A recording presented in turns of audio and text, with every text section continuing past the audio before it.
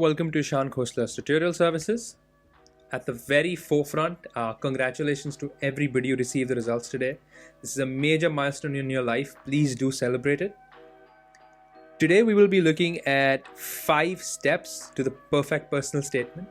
And if you follow just these 5 steps in the order that I tell you, you will have crafted the perfect personal statement with all the information that you have. And before we dive right in, this is a reminder that I do run my own tutorial service where I tutor you one-on-one. I do this for the LNAT and the personal statement. You can sign up in the link below in a form.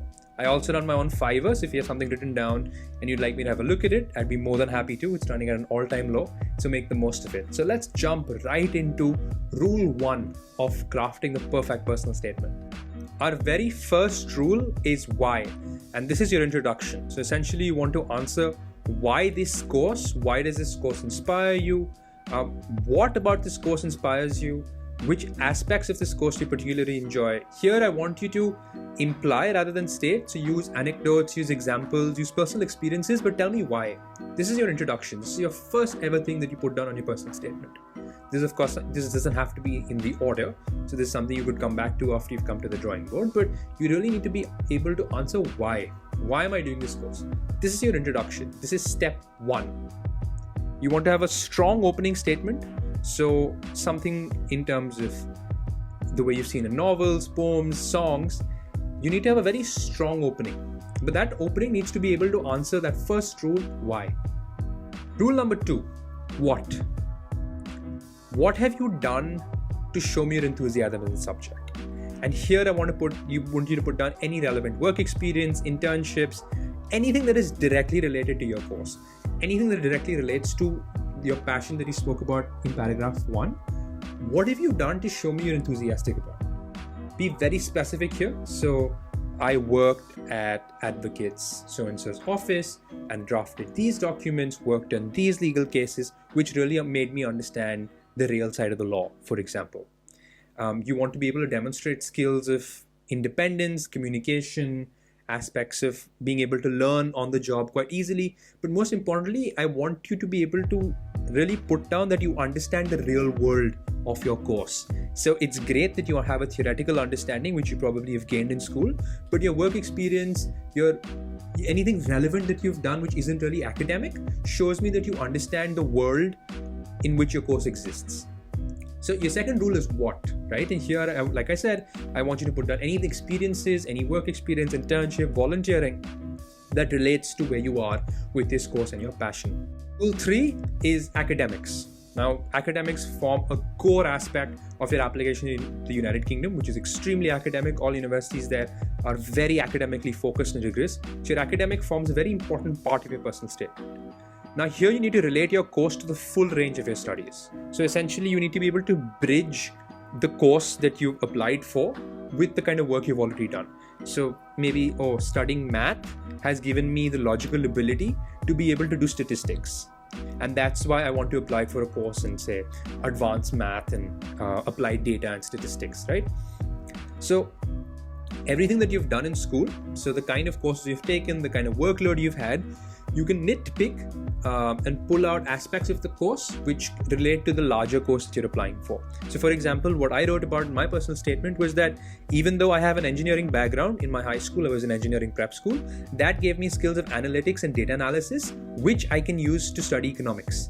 And which is why I want to pursue economics, which is what I wrote in my personal statement. So use the full range of your studies to make sense of and show me why you have the skill set or why you have the experience academically to pursue the course you want to. Number 4, interests and activities. Now here, it needs to be a little more personal, right? I as an admissions officer need to know what you're speaking about. I as an admission officer, for the first time, will get to see a little bit of you. I've seen your work experience, seen your academics, but let's speak about you. So here we can speak about your general experiences that basically make you suitable for your course, but also university life. So aspects of, say, if you play football, or aspects of, say, if you play an instrument, or say if you love hiking, right? It gives you that room to show that the skills that I've acquired while playing football, say, or team building, leadership, being able to communicate, or hiking, right? Or instrument, discipline, and motivation and of course consistency are skills that I will be able to use through this course at university, which is, say for example, it's a fairly hard course, it's a course that requires constant academic interventions, and therefore the skills that I've picked up through my experiences outside, I will be able to bring in here. So here you can show aspects of the fact that you can balance academic life and university life, show that you've run it in school before, show that you've played for the football team in school, but at the same time you've kept up well with your academics. Here you can speak about the kind of travel you've done, hiking, etc., which show different positive aspects of your character. And also, of course, keep in mind that your skill set is what comes out. So the activity is great, but I want you to be able to tell me the skill. So don't play, oh, I played football for the school team. No, I played football for the school team and was able to learn characteristics of when to be a leader, when to become a team player, when to take the ball myself. It taught me aspects which I wouldn't have otherwise. So that becomes extremely important. You need to be able to tell me what skills you've picked up through this activity. That's the most important part. List out activities, be as personal as you want, but tell me the skills you've picked up. Rule number 5.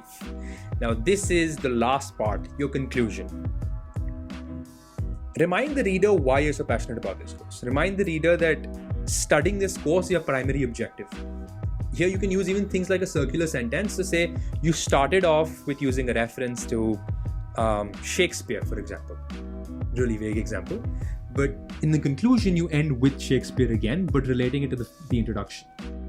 It needs to have some sense of finality to it, which you really need to bring forth. I actually like to put down aspects of the United Kingdom here. So say if I am someone, an international student who's coming from India to London or anywhere in the United Kingdom, I write a little bit about the United Kingdom itself in terms of the culture of work, the opportunities, the general diversity of the country and the city that really inspire me to do this course. So I know for a fact that studying law in the UK is a great idea because of their very reputable academic culture towards law and work culture and the opportunities available for students who want to study the law. So I like to kind of find, in terms of finality, I like to bring that element in. That's something you could do as well. But that's exactly how you should do your 5th step of concluding. So this is essentially how we go about writing the personal statement with these 5 rules. I would actually suggest that answering the why becomes very important. You can check out some of my other videos on the golden rule of the personal statement to how to go about answering that why and why that has to be the center of your personal statement. So if you follow these 5 rules in the order that I've given you, you can follow them as 5 paragraphs rather than 5 sets or 5 rules or 5 steps. And it would yield a very successful personal statement which covers a range of your personality and a range of your objective and goals, which essentially is the foundation of the essay you're about to write. Thank you so much for watching. Please do like, share and subscribe. Press the bell icon. There's a lot more content like this coming your way for the personal statement, the LNAT, interview prep.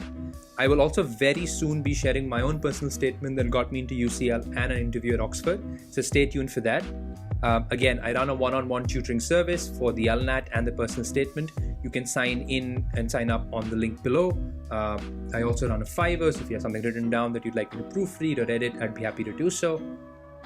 Do let me know if you have any questions or concerns that I can help you with or any queries. Please leave them in the comments below. I'd be happy to answer them.